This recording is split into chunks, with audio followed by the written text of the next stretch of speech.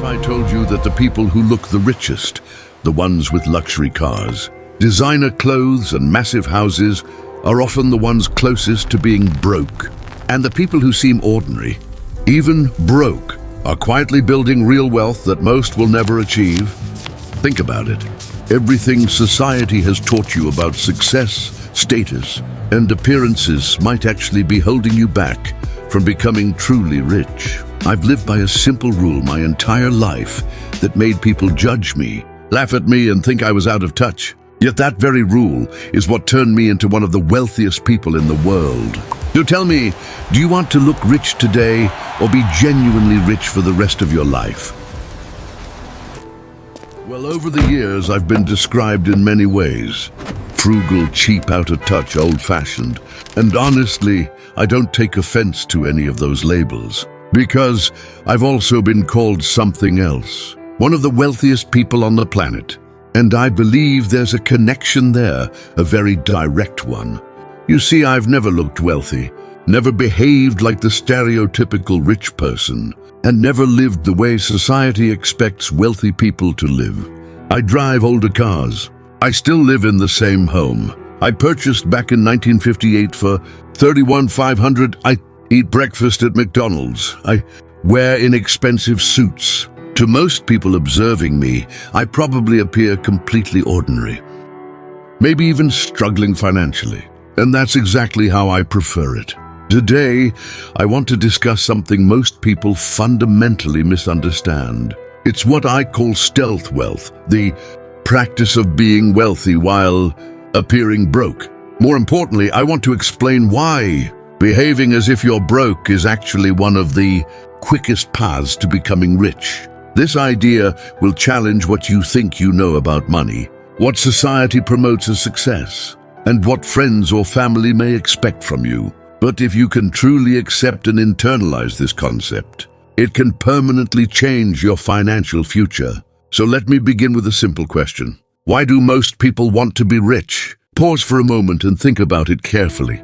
For most individuals, it isn't truly about the money itself. It's about what money symbolizes: status, respect, approval, proof that they've made it. People want wealth so they can display it. The large house, the luxury vehicle, the designer clothing, the expensive trips. They want visible confirmation of success. And that right there is the reason most people never actually become rich. They spend their money trying to look wealthy instead of focusing on actually building wealth. Here's something I learned long ago. True wealth is invisible. You can't see it and you can't show it off. It exists as numbers in investment accounts, ownership in businesses, and assets that quietly grow year after year.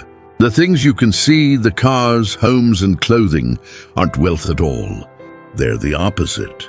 They represent spending, consumption, money leaving your pocket with no return. So here's the first stealth wealth principle, the foundation for everything else. Train yourself to value being rich rather than looking rich. It sounds straightforward, but it's extremely difficult because humans are social by nature. We care about how we're perceived. We want recognition and approval. Society conditions us to believe these come from visible signs of wealth. But what I've learned is this: the respect you get from looking rich is shallow and short-lived. It comes from people whose opinions don't truly matter. The respect that comes from actual wealth, real security, stability, and freedom is different. It comes from people who understand what truly matters, and it lasts. When I was younger, I could have purchased expensive cars. I was earning good money, but I chose not to. I drove modest vehicles instead. And yes, some people judged me. They assumed I was cheap or unsuccessful, but I didn't mind, because I knew something they didn't. Every dollar I didn't spend trying to impress them was a dollar growing in my investment accounts. Every year I drove an older car was another year my wealth increased. And decades later, where are those people now? Most are still working, still struggling, still focused on appearances. And me, I'm financially independent. I have more wealth than I'll ever need. I have complete freedom. So who made the better decision? The person who looked successful or the person who actually became successful? That's the first principle. Prioritize being rich over appearing rich, and everything else follows from that mindset shift. Now let's move on to the second principle, and this one is very practical. Drive a car that's at least 5 years old and pay for it in cash. Cars are one of the largest destroyers of wealth, not because transportation isn't necessary, but because of how people buy vehicles. They finance new cars, luxury cars, vehicles they can't truly afford. They justify it by saying, I work hard, I deserve this, or my image depends on it. But let's look at the numbers. Suppose you buy a $40,000 new car with a 5-year loan at 5% interest. Your monthly payment is roughly $750. Over 5 years, you'll pay about $45,000 in total. At the end of that period, the car might be worth $20,000. You've spent $45,000 to own something worth $20,000, a die, $25,000 loss. Now consider another option. You buy a 5-year-old version of that same car for $20,000, pay cash and invest the $750 per month you would have spent on payments at a 10% return. Over 5 years, that investment grows to about $57,000. Instead of losing $25,000, you gain $57,000. That's an $82,000 difference, just from one decision. One choice to act broke instead of acting rich. Over a lifetime, that difference compounds into millions. I've never owned a brand new car, not once. I've always purchased used, dependable vehicles and driven them until they were no longer practical. People have mocked me for it, but the reality is simple. They're broke and I'm not. So that's principle number 2. Drive an older car, buy it outright, and invest the difference. This single habit alone can lead to significant wealth over time. The third stealth wealth principle, and this one is major, is to live in a house that costs less than you can afford. Ideally, far less. Housing is the largest expense for most people. Mortgages, property taxes, maintenance, utilities, it all adds up quickly. Yet most individuals stretch their finances to purchase the biggest home they possibly can. Many people believe that owning a large house is a symbol of success, proof that they've finally arrived. In reality, it often only shows that they are house poor. They may live in a beautiful home, but they don't have money left for much else, especially not for investing. I purchased my home back in 1958 and paid cash for it. I did take out a small mortgage, but I cleared it quickly, and the total price was $31,500. Even at that time, I could have afforded a more expensive house, but I didn't see the need. The house was comfortable, located in a good neighborhood, and had enough room for my family. Why spend more than that? Why lock up extra capital in a house that doesn't generate income? That's the reality of home ownership.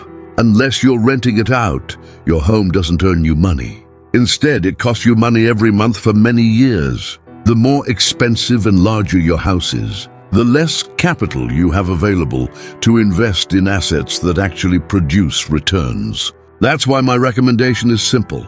Buy a home that costs no more than 2.5 times your annual income, and ideally even less. Put down 20% to avoid private mortgage insurance. Choose a 15-year mortgage instead of a 30-year one. And this part is crucial. Don't upgrade your house just because your income increases. Stay in that modest home. Keep the mortgage manageable, and invest the money you save by not living in an oversized luxury house. Let's look at some numbers. Suppose you earn $100,000 a year. Many people at that income level buy a $400,000 home, which means a large mortgage and high monthly payments. But if you instead buy a $200,000 home, your monthly payment might be around $500 rather than $3,000. That's $1,500 every month you can invest.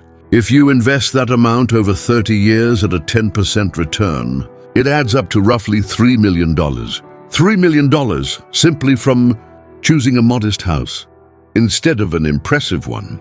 That choice can mean the difference between retiring wealthy or retiring broke, between having freedom or staying stuck in the rat race. All of it comes down to where you decided to live. That's hack number 3. Live in a home that's smaller and cheaper than what you can technically afford, and invest the difference.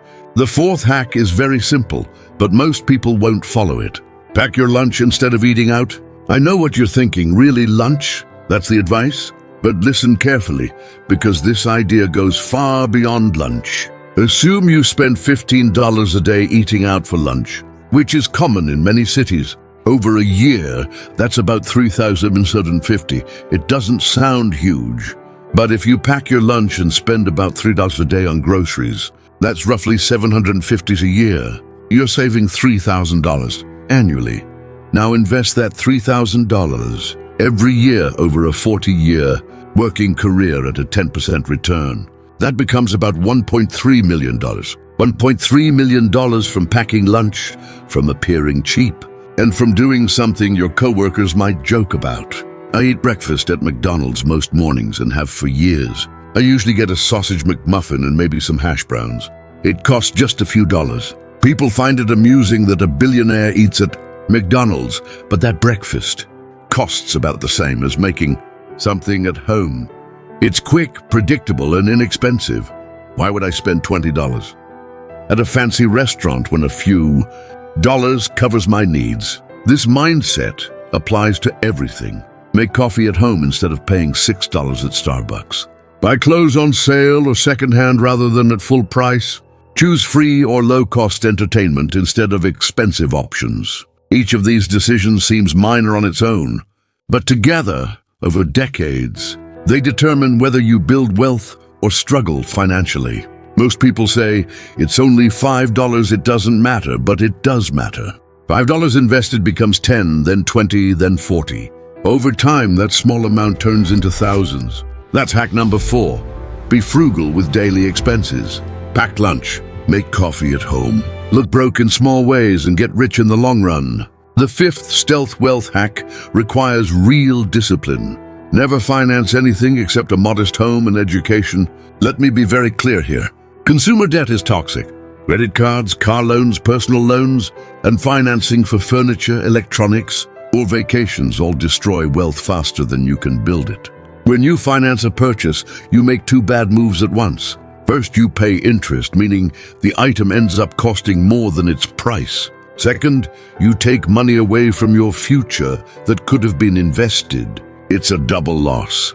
Meanwhile, the lenders profit from your impatience. Wealthy people do not finance consumer goods. If they can't pay cash, they don't buy it. It's that straightforward.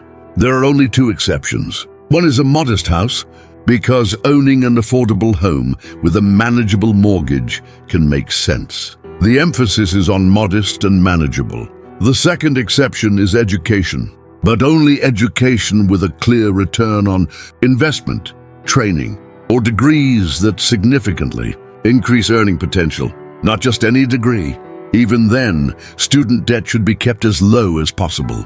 Everything else should be paid for in cash or skipped entirely. I've never carried credit card debt, never financed a car, and never taken out a personal loan. If I wanted something and didn't have the cash, I waited until I did, or I eventually realized I didn't need it at all. That discipline, that ability to delay gratification, is what truly separates those who build wealth from those who struggle financially. Most people want everything immediately. They don't want to wait. As a result, they finance purchases and end up paying heavily for that lack of patience. Wealthy individuals, on the other hand, are willing to wait, to save, and to go without for a period of time so they can achieve lasting financial freedom. That brings us to hack number 5. Never finance consumer goods. Pay in cash or don't make the purchase at all. This single choice can save you hundreds of thousands of dollars in interest over the course of your life. The 6th hack focuses on mindset. Dress 1 level below your position. What does that mean? If you're an executive, dress like a manager. If you're a manager, dress like an entry-level employee. Don't dress to impress. Dress for practicality and cost savings. This doesn't mean dressing poorly or looking unprofessional. It means avoiding spending excessive amounts on clothing just to appear successful. Buy good quality items, but purchase them on sale. Choose classic styles that last for years, instead of trendy pieces that quickly go out of style. I've worn inexpensive suits my entire life. I'm not a fashion icon, and I don't care about designer brands. A suit is a suit. If it fits well and looks professional, that's sufficient. However, many people, especially as they move up the career ladder, feel pressure to look the part. Expensive suits, designer shoes, luxury watches. They believe it's required for success. But here's the reality. If you're good at your job, people will respect you regardless of what you're wearing. And if you're not good at your job, costly clothes won't make a difference. I've worked with people in jeans and t-shirts, and I've worked with people in $5,000 suits. What matters is their competence, their integrity, and their track record, not their wardrobe. Don't fall into the trap of dressing to impress. It's costly and unnecessary. Every dollar spent on clothing is a dollar not contributing to your financial freedom. That's hack number 6. Dress one level below your position. Save the money and invest the difference. Hack number 7 is powerful. Associate with people who don't judge you for living below your means. Most people underestimate how much their social circle influences their spending. If you spend time with people who spend freely, value expensive items, and judge others by what they own, you'll constantly feel pressure to keep up. But if you surround yourself with people who value wealth over status, who respect frugality, and who understand that appearing broke can be a step toward becoming rich, you'll feel supported in your choices. I've always kept company with people who think this way. Charlie Munger was the same. Frugal, practical, and focused on real wealth rather than appearances. We reinforced each other's values. I've also known people who had to distance themselves from friends or even family because those relationships were financially harmful. They were mocked for driving older cars, pressured into expensive meals or trips, and made to feel cheap for being financially responsible. Sometimes you have to make a difficult decision. Maintain those relationships and remain broke, or protect your financial future and seek better influences. It's not easy. In fact, it's one of the toughest parts of building wealth. But it's necessary. If the people around you are constantly pulling you towards spending, you'll never get ahead. You'll always be trying to keep pace. Choose your friends carefully. Spend time with people who support your financial goals, even if those goals seem unusual to others. People who won't judge you for bringing lunch, driving an old car, or living in a modest home. These people are rare, but they exist. Find them and build relationships with them. They make the journey to wealth far easier. That's hack number 7. Surround yourself with people who support. Stealth wealth and value being rich over looking rich. The 8th hack is practical. Learn to enjoy free or low-cost entertainment. Entertainment and leisure are major budget drains for most people. Concerts, sporting events, expensive restaurants, bars, clubs, and luxury vacations. It adds up quickly. People often justify it by saying, "I work hard. I deserve to enjoy life," and that's fair. You should enjoy life. But enjoyment doesn't require spending large amounts of money.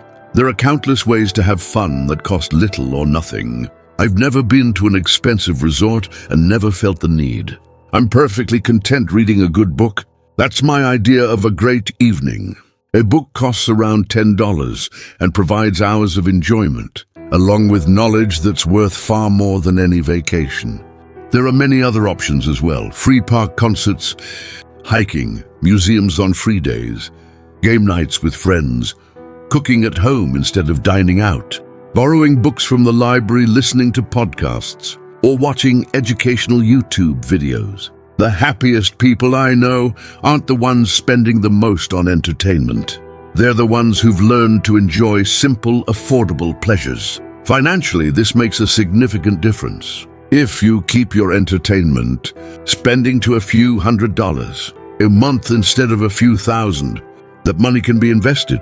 Money that compounds, money that builds freedom over a lifetime. The gap between someone spending $2,000 a month on entertainment and someone spending $200 is massive, often amounting to millions of dollars in investment growth. That's hack number 8. Find inexpensive ways to enjoy life. Don't give up happiness, but don't waste money either. The 9th hack, and this one is subtle, but very important. Keep the same lifestyle even as your income increases. This is difficult, extremely difficult, because as you earn more, you start to feel justified in spending more. You tell yourself, I'm earning 6 figures now. I deserve a nicer home, a better car, better things. But that's the mistake. That's lifestyle, inflation, and it's the reason many high earners still struggle financially despite strong incomes. Wealthy people do the opposite. They hold their expenses steady while their income rises. As a result, the gap between what they earn and what they spend keeps growing, and that gap is what turns into wealth. When I began earning serious money, I didn't upgrade my lifestyle. I stayed in the same house, drove the same car, and ate at the same places because I didn't need more. I was satisfied with what I already had. All the extra income went into investments, into building Berkshire, into compounding wealth year after year. Most people can't follow this approach. They get a raise and their spending immediately rises to meet it. A new car, a larger apartment, more expensive dining, and suddenly they're living paycheck to paycheck again, just at a higher level. So here's the rule. When you receive a raise, act like you didn't. Live exactly the same way. Take the entire increase and invest it right away. Set up automatic transfers so you never even touch the money. Do this for every raise, every bonus, every increase in income. Never allow your spending to rise. Keep it fixed at a level you're already comfortable with. Over 10, 20, or 30 years, you'll be surprised by the wealth you build because all of your income growth went into investments, not into lifestyle upgrades. That's hack number 9. Freeze your lifestyle. Let your income rise, but keep your spending steady. This is one of the most powerful wealth building strategies available. The 10th and final hack brings everything together. Practice. Gratitude for what you already have. Here's the reality. Most people are never truly satisfied. They always want more, bigger, better, newer. They compare themselves to others and feel left behind. They can't enjoy what they have because they're focused on what they lack. And that mindset is costly. It drives spending. It creates constant dissatisfaction. It makes it impossible to act broke because you're always trying to fill an empty space with purchases. People who practice stealth wealth are genuinely comfortable with less, not because they can't afford more, but because they don't need more. I'm satisfied with my home, my car, and my simple routine. I don't feel deprived of anything. I don't look at other people's mansions or yachts with envy. I'm truly happy with what I have. And that contentment is what makes stealth wealth possible. If you aren't content, you can't resist the urge to spend. You can't act broke because you feel broke inside, even when you're not. So practice gratitude every day. Reflect on what you're thankful for: your health, your relationships, your opportunities, and the fact that you have enough. When you truly appreciate what you have, the need to acquire more fades. You stop trying to impress others. You stop comparing yourself to them. And that's when acting broke becomes natural, because you're no longer pretending. You're honestly satisfied with a simple, low-cost lifestyle. And all the money you're not spending is building real wealth. That's hack number 10. Practice gratitude. Be satisfied with less. This is the foundation of stealth wealth. I've shared 10 hacks today. 10 ways that acting broke can help you build wealth, but they all come down to one core idea: value financial freedom over social approval. That's what stealth wealth truly means. Choosing freedom over appearances. Choosing long-term stability over short-term status. Choosing to be wealthy rather than looking wealthy. Most people can't do this. They worry too much about others' opinions, feel pressure to keep up and believe success has to look a certain way. But those who embrace stealth wealth are the ones who actually become wealthy because they're not wasting money on appearances. They're investing it, growing it, and compounding it year after year.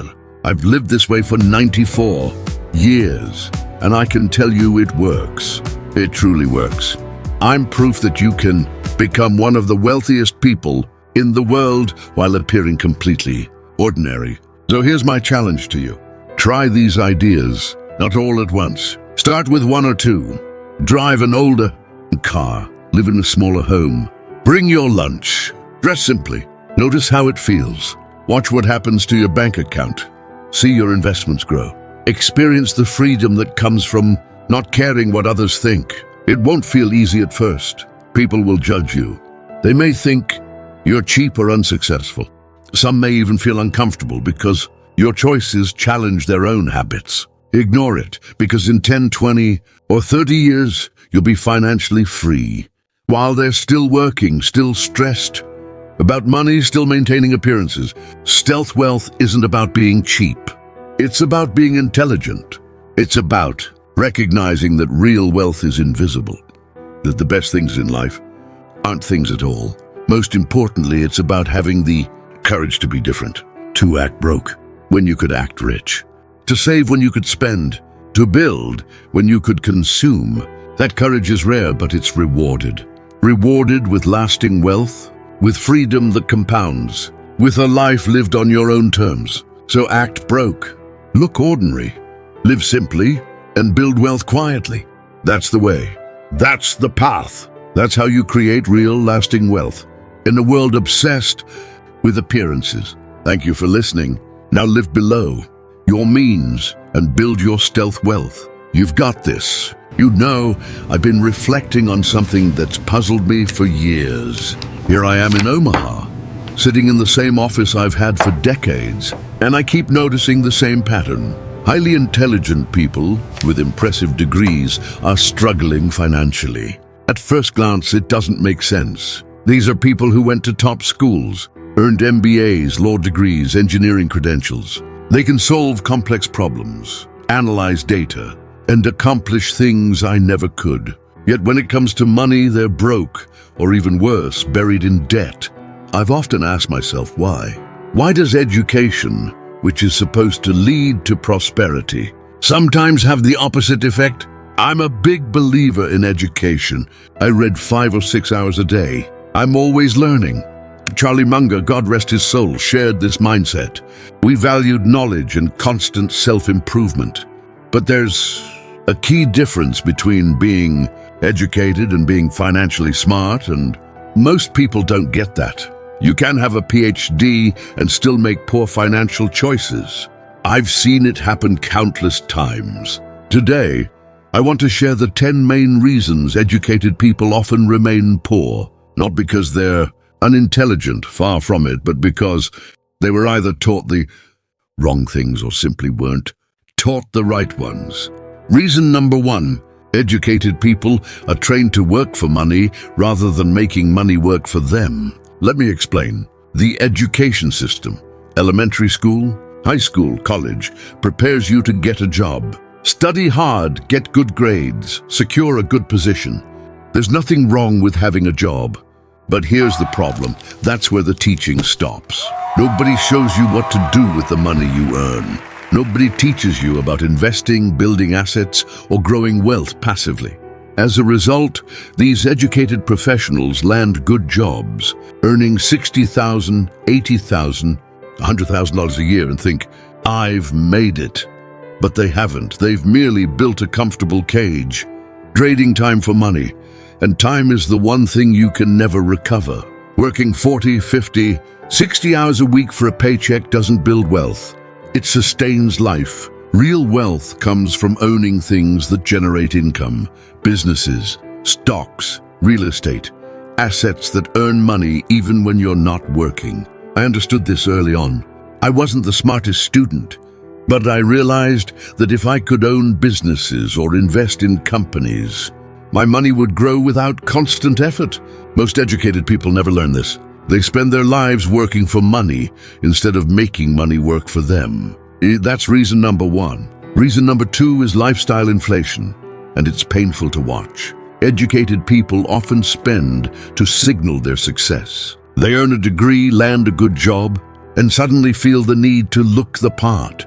Luxury cars, large homes, expensive clothing. It's the keeping up with the Joneses problem, but now it's classmates from business school. You see an MBA peer driving a BMW, and suddenly you feel compelled to have one too. Before long, they're spending every dollar earned or worse. Money they don't even have. Using credit cards, car loans, mortgages, they're drowning in debt but appear successful. I've never understood it. I still live in the house I bought in 1958 for $30 or $500. My car is 10 years old, maybe older. People call me crazy. Warren, why don't you live like one of the richest people in the world? But that's precisely why I am one of the richest. Every dollar I don't waste on impressing others is a dollar I can invest. And that dollar compounds into more. True wealth isn't visible. It's the investments, the businesses, the assets quietly growing over time. Educated people often fall into the cycle of lifestyle inflation. Earn more, spend more, never get ahead. That's reason number two. Reason number three is fear of failure. Educated people are often too cautious to take calculated risks. The education system conditions us to avoid failure at all costs. Fail a test, get a bad grade. Fail a class, risk not graduating. By the time people finish school, they fear mistakes, and that fear paralyzes their financial decisions. They won't invest in stocks because they fear losing money. They won't start businesses because they fear failure. They play it safe and as a result miss opportunities to build wealth. But wealth requires risk, not reckless gambling but calculated, informed risk. I've made mistakes, many of them. I invested in a textile business, Berkshire Hathaway, that failed. I've admitted that repeatedly. Yet that failure taught lessons that helped me earn billions later. The difference between me and many educated people. I feared not trying, not failure itself. Charlie Munger often said, "Show me the incentive, and I'll show you the outcome." If your incentive is to avoid failure entirely, you'll never succeed. Real success demands risk. That's reason number three. Reason number four is that educated people often place too much trust in their credentials and not enough in common sense. Let me tell you a story. A few years ago, I attended an event, a conference or something similar, and I met this extremely smart guy. He had an MBA from one of the top schools, maybe Harvard or Wharton, I can't recall. He started explaining a very complicated investment strategy he had, involving options, derivatives, and other advanced financial tools. I listened carefully and finally I asked, "Do you really understand what you own? What does this company actually do?" He looked at me as if I were crazy. He said, "Warren, it's not about what the company does. It's about the mathematical models, the algorithms." I thought to myself, this guy is going to lose all his money. And, unfortunately, a few years later, I heard he did, because he relied on intelligence alone and ignored common sense. Education can give you confidence, but sometimes too much. People start thinking that because they have a degree and understand complex theories, they must be right about everything, including money. But money doesn't care about your degree. It doesn't care if you went to Harvard or dropped out of high school. Money only cares about one thing. Are you making smart decisions? I've always believed in keeping things simple. If I don't understand an investment, I don't make it. It doesn't matter how many smart people are doing it or how sophisticated it sounds. Educated people often get caught in complexity, assuming that complicated must be better than simple. They invest in things they don't really understand, just because other intelligent people are doing it, and that's how they lose money. That's reason number four. The fifth reason is that educated people tend to focus on income rather than net worth. This is subtle but critical. When you have a good education and a high-paying job, You measure success by your salary, $100,000 a year, $200,000 a year. But wealthy people focus on net worth. They think about what they own, not what they earn. For example, a doctor making $300,000 a year might seem rich, but if they spend $290,000 on lifestyle, big house, private schools, fancy vacations, they're only saving $10,000 a year. Compare that to a teacher earning $50,000, living on $30,000, and investing $20,000. After 10 years, the teacher may have more net worth than the doctor because the teacher is building assets while the doctor is maintaining a lifestyle. Income is what you make. Net worth is what you keep. Most educated people chase higher salaries and delay investing or saving. But unless you're intentional, more income often means more spending. I've always focused on net worth over income. At Berkshire, my salary is relatively low, around $100,000 a year, because I don't need income. I need assets. I invest in businesses that will grow over time. That's how real wealth is built. Most educated people never make that shift. They pursue income and wonder why they never accumulate wealth. That's reason number 5. The 6th reason is that educated people often wait for permission to start investing. They believe they must know everything first, read 50 books, take 10 courses, earn certifications. They feel they need an expert's approval before taking action. I'm all for learning, but at some point you have to start. I bought my first stock at age 11. I didn't know much, but I understood one thing. Businesses make money, and if you own part of a business, you get a portion of that money. That was enough to start. Most educated people wait until they feel completely ready. The problem is, you're never fully ready. There's always another book, another course, another concept to learn. Meanwhile, people who start early, even with limited knowledge, are already years ahead because they learn by doing. They make mistakes, yes, but they also build wealth. I always advise young people, start with what you have. If you only have 100, invest it. If you understand one type of investment, begin there. You'll learn more from taking action than from reading endlessly. Educated people often fall into analysis paralysis, waiting for perfect knowledge or opportunity.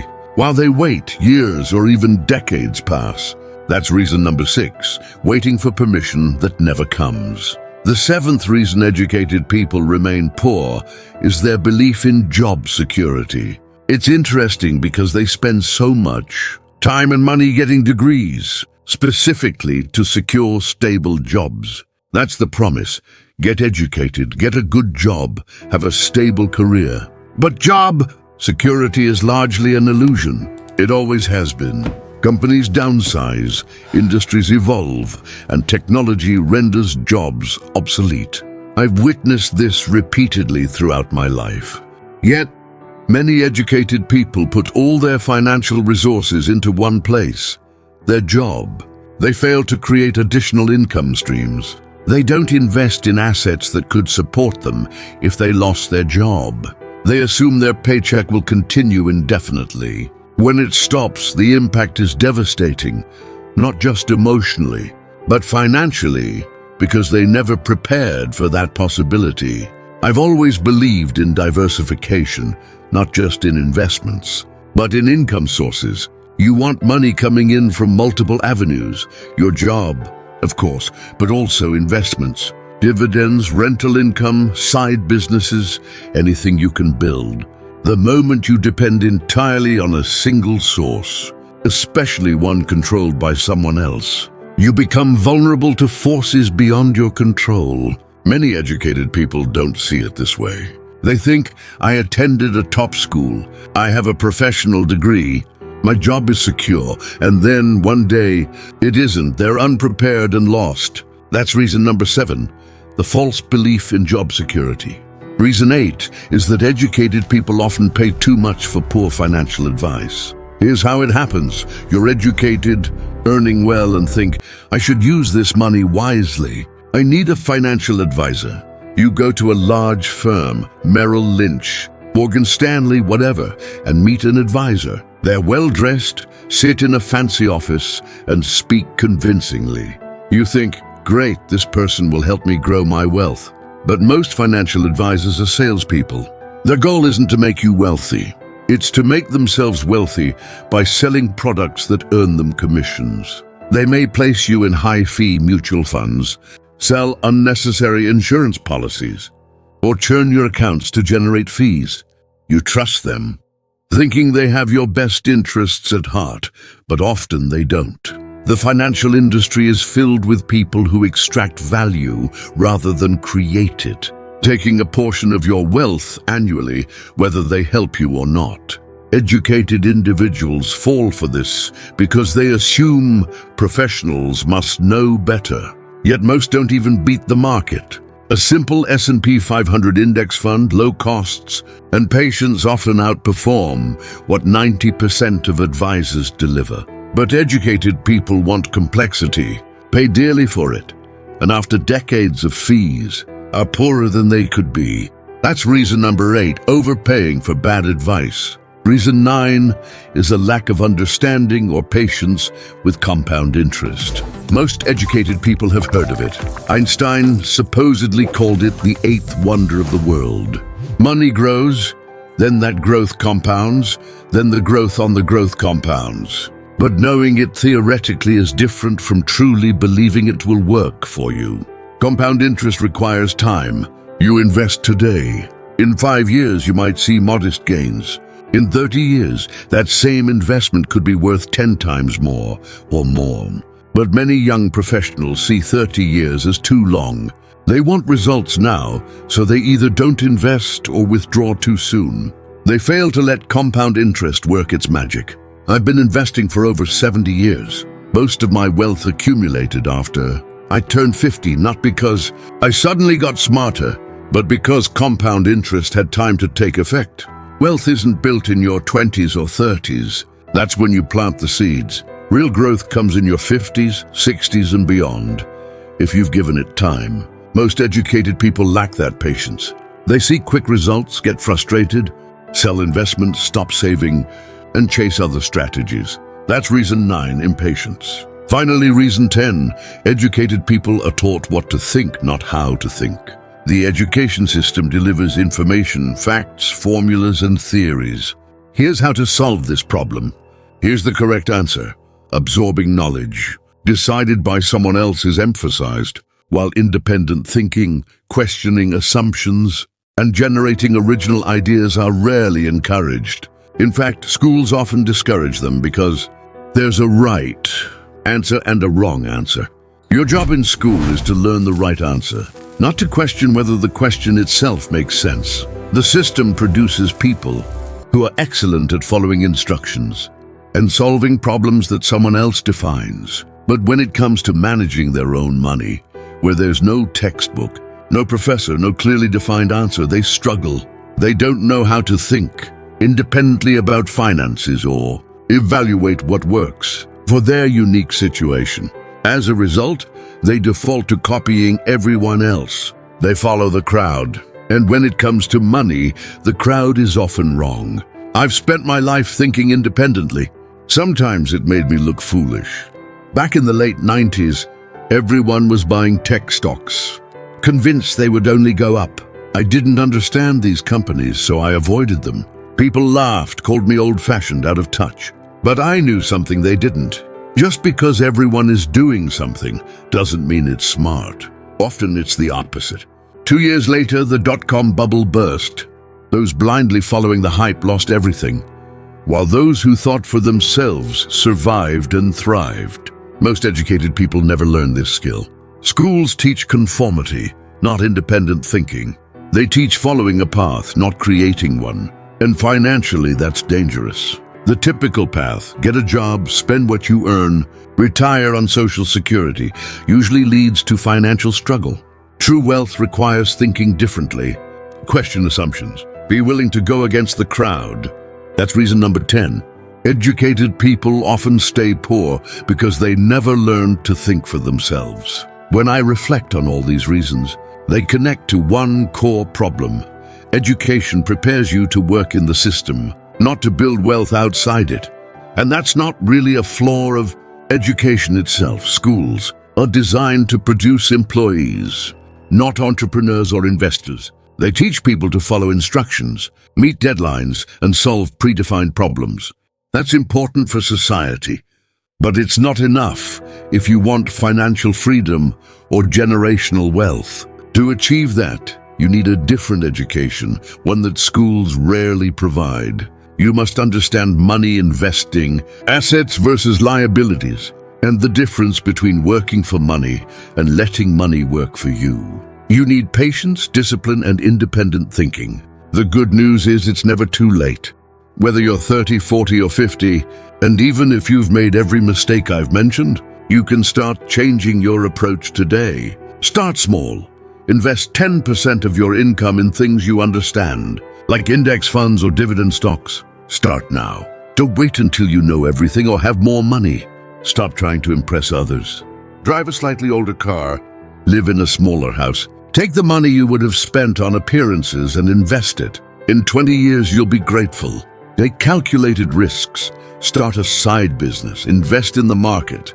Do something that could fail but could also succeed greatly. The biggest risk isn't losing money.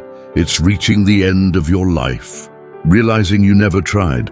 Learn to think for yourself. Don't blindly follow the crowd or conventional wisdom. Ask, does this make sense for my goals and situation? And if the answer is no, have the courage to go your own way. Remember, formal education is only the beginning. School prepared you for a job. What you learn from here on out determines whether you build wealth. That financial education is your responsibility. No one else will do it for you. I'm 94 years old and I've seen it all.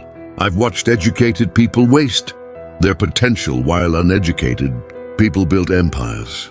Intelligence or degrees aren't the difference. It's always patience, discipline, independent thinking, delayed gratification, and the courage to be different. The good news, you can develop these traits starting today. If you're educated but struggling financially, you're not doomed. You just need to unlearn what you were taught and learn what you weren't. Your degree might have gotten you in the door, but it won't make you wealthy. Only consistent, smart financial decisions will. It's not complicated, though it's not always easy. Spend less than you earn. Invest the difference. Give it time to grow. Think independently. Don't follow the crowd. Do this consistently, and 20 to 30 years from now, you'll be wealthy, not because of your education, but because you learned what school didn't teach you. Thank you for listening. I hope this inspires change. Financial freedom requires prioritizing building wealth over looking successful, making choices that matter over following the crowd. Decide that today, and your future self will thank you. Good luck.